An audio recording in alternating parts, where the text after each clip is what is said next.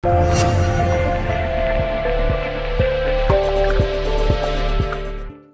guys, this is Dhruv from FoneArena.com and this is the video review of the Micromax Canvas Turbo, which is the latest smartphone from Micromax in the Canvas series, and it has a full HD display. It has a 5-inch IPS panel with a resolution of 1920 by 1080 pixels, and this gives it a 440 pixels per inch pixel density. The screen is based on the CGS, that is continuous grain silicon technology, and the phone is powered by a 1.5 GHz quad-core processor. The display is bright and has great viewing angles. The colors are also vibrant and the sunlight visibility could be slightly better. Since the phone is glossy, it is prone to fingerprints. There's an earpiece on the top along with a 5 megapixel fixed focus front-facing camera that can record videos at 720p HD resolution. It also has the usual set of proximity and ambient light sensors and an LED notification light similar to the Canvas 4. There are the usual capacitive touch buttons for the menu, home and back button below the display. These are backlit and offer haptic feedback. On the right side, there's a power button and the volume rocker. On the left side, you can see two micro SIM card slots. Both the trays are made of metal. The phone lacks a micro SD card slot. Even though the phone has aluminum casing on the back, the sides are made of plastic. The phone is 8.66mm thick and weighs 137 grams. So it is both thinner and lighter than the Canvas 4. On the bottom, there's a 3.5mm audio jack along with a tiny microphone hole, and the micro USB slot is present on the top. The back has a metal cover in the middle, while the top and the bottom parts are made of plastic. The metal back is a fingerprint magnet, and there's a speaker grill on the bottom. On the back, there's a 13 megapixel autofocus camera with LED flash along with a tiny microphone hole. The camera has a Sony sensor which is similar to the Canvas 4. Images were good, including macro shots, but it had a lot of noise. Low light shots had a lot of noise and the LED flash proved to be overpowering. The camera interface is different from other Android phones from local OEMs running Android 4.2. Micromax is calling the camera as Kamaradzi camera. On the right side, you have the toggle for the image and video, the shutter button and image previews. On the left side, you have toggles to switch to the front or rear camera and the flash. Additionally, you have some new features such as GIF animation, 3D panorama and object removal. You can easily switch to different camera modes including HDR, panorama and scene shot. Other features include the option to enable GPS location, adjust the exposure, white balance, add color effects, and adjust anti-flicker mode.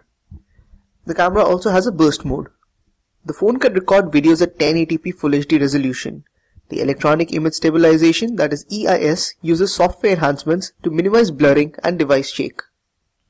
Even though the videos have color noise similar to the photographs, the video quality tends to be good.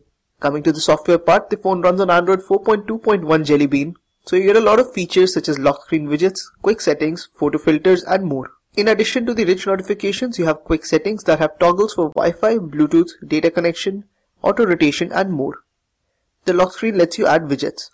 You can swipe to the right to launch the camera app directly from the lock screen. The phone also has additional features like blow to unlock, gesture support, pop-up browser, video pinning, and a new video player which has a lot of new features similar to the Canvas 4. Micromax has added the pop-up browser similar to the Canvas 4. You also get the pinning feature to play videos in a small window. You also have the iFloat tray, which has a new feature that lets you access both these apps. In addition, you have iFloat SMS and iPhone, which offers pop-up SMS and missed call notifications. You can directly reply to an SMS from the pop-up screen. In addition to small gestures that lets you attend incoming calls automatically by holding the phone close to the ear, you can dial a number by bringing it close to the ear after choosing a contact. You can also change the profile to silent by flipping the phone upside down and put an incoming call on silent by flipping the phone over and keeping it down. It is possible to switch on the speakerphone on a call when you turn the phone upside down. And you have 3 new gesture options such as proximity unlock feature that lets you unlock the phone by hovering your hand over the proximity sensor after pressing the unlock button.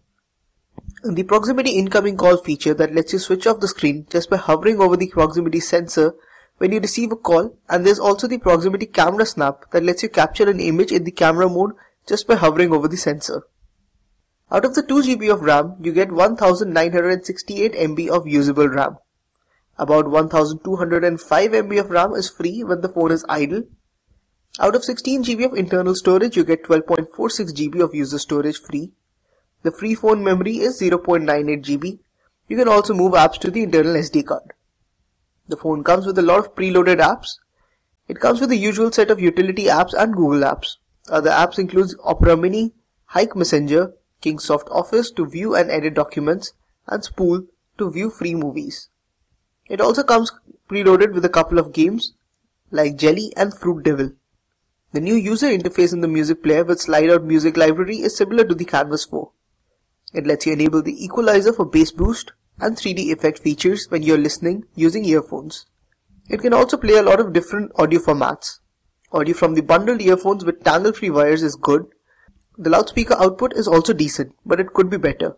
The online music tab inside the music player opens a Music Hub web page that lets you purchase the songs. The FM radio has auto search, RDS and recording. It can play full HD videos in different formats. The SIM management option is a common feature in dual SIM phones that lets you configure both the SIM cards. You can also choose Always Ask option for voice calling and messaging. The phone comes with the usual set of connectivity features, and the phone also comes with a USB on-the-go support.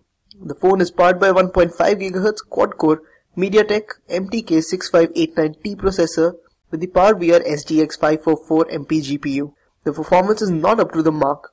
Even though 2 GB of RAM is sufficient, the processor is not powerful enough to handle a 1080p display, and this results in a laggy interface. Even though the UI is mostly stock, unlike some of its competitors, the phone takes time to switch between apps when multitasking.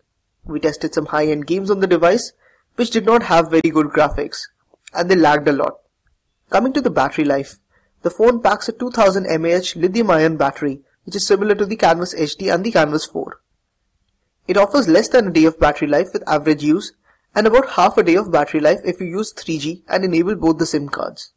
Even though the Micromax Canvas tab is a major upgrade compared to the Canvas 4, the performance and battery life of the phone is not very impressive. The display and build quality is good, but this lacks an expansion slot.